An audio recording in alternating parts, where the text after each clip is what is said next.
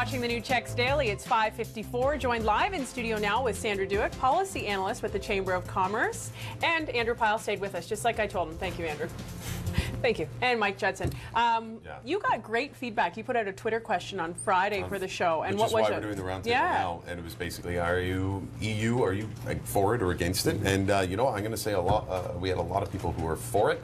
Maybe they just aren't up on all the facts, though. You know? There does seem to be a little bit of controversy with this. Sandra, you're a policy analyst with this specific EU agreement between Canada and Europe.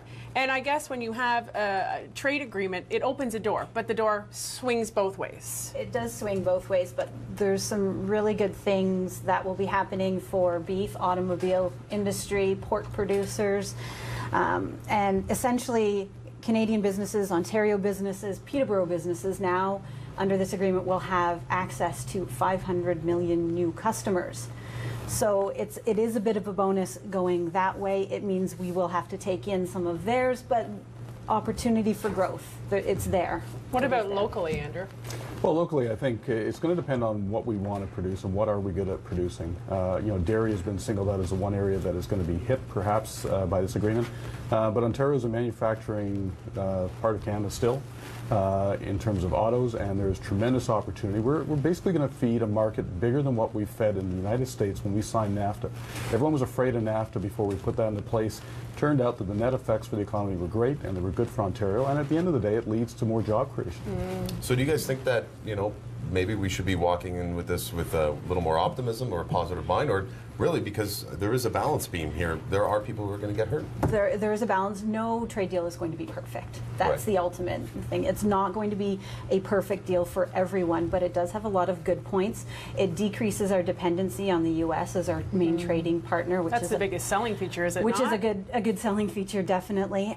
It will also mean that we can, you know, have that access into those markets that otherwise we wouldn't have, and it you know, it sets up the stage for future deals with Asia, Japan, Korea, and that's exciting as well.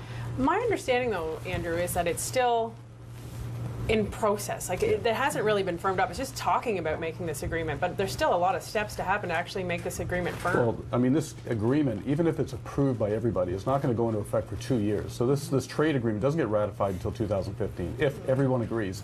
This thing has to be passed by the European Parliament. It has to be passed by all 28 European separate parliaments. We have to pass it here in Canada. And even though our provinces don't have to pass it, this is a national or federal agreement, Europe has said explicitly, look, we want every single province to say, you know, we're on board with this. If we get any provinces saying, yeah, I don't really know about this, or we may want to protect our industry, the deal could be off the table. So this is not a done deal by any stretch. So all the way across the nation, we need to have every single province on board just to kind of make the European Union a little more comfortable. Now, Ontario has said it does support it. It has put some caveats for the dairy farmers in, possibly looking for something for wine producers as well. But we can also notice that in the throne speech, they said that they were considering taking out the provincial barriers for wine. So maybe they had a little foresight, a little inside knowledge on that, so maybe that helps it there as well. But it's not a done deal. There's a lot of fine print, so it's something to still watch.